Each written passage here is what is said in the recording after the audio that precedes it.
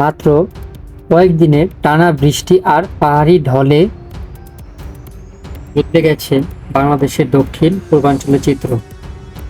চট্টগ্রাম, খাগড়াছড়ি, বান্দরবান ও রাঙামাটির বহু এলাকা এখন পানির নিচে। কোথাও মানুষ ঘরের ছাদে আশ্রয় নিয়েছেন, কোথাও নৌকায় একমাত্র ভরসা। হাজারো পরিবার হারিয়েছে তাদের ঘরবাড়ি, ফসল ও জীবিকার উৎস।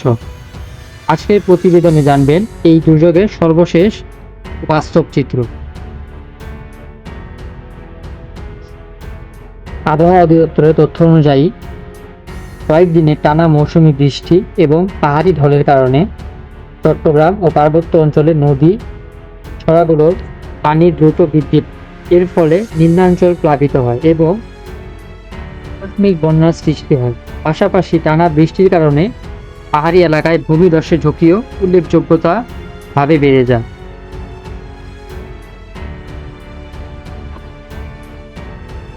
সবচেয়ে বেশি ক্ষতিগ্রস্ত হয়েছে চট্টগ্রাম, খাগড়াছড়ি, বান্দরবান, রাঙামাটি এবং কক্সবাজারের বিভিন্ন এলাকা।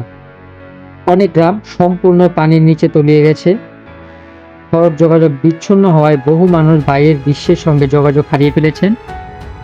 দুর্গম এলাকায় উদ্ধার কাজ পরিচালনা করাও কঠিন হয়ে পড়েছে। বন্যার পানিতে হাজার হাজার ঘরবাড়ি ক্ষতিগ্রস্ত হয়েছে। বহু পরিবারে আসবাবপত্র, কাপড় চোপড় এবং প্রয়োজনীয় নথিপত্র পানিতে নষ্ট হয়ে গেছে। কৃষকরা হারিয়েছেন ধান, সবজি ও অন্যান্য ফসল। মাছের ঘের ভেসে গেছে।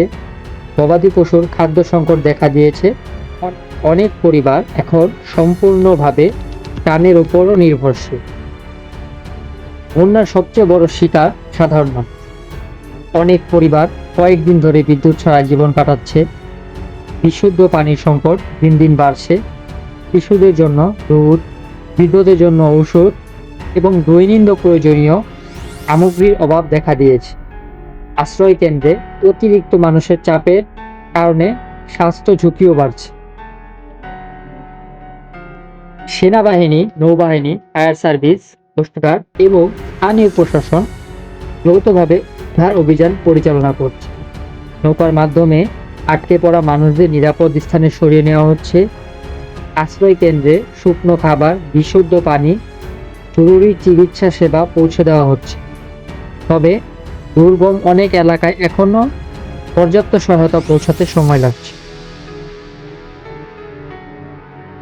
বিশেষজ্ঞদের মতে ভারী বৃষ্টিপাত অব্যাহত থাকলে পানি আরও বাড়তে পারে এবং পাহাড়ি এলাকায় ভূমিধসের ঝুঁকি বৃদ্ধি পেতে পারে। তাই ঝুঁকিপূর্ণ এলাকায় বসবাসকারী মানুষকে সতর্ক থাকার এবং প্রশাসনের নির্দেশনা মেনে চলার আহ্বান জানানো হয়েছে।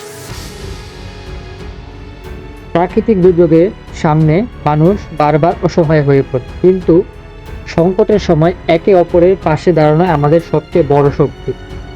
আসুন বন্যা কবলিত মানুষের জন্য সাহায্যের হাত বাড়িয়ে দিই এবং তাদের জন্য দোয়া করি।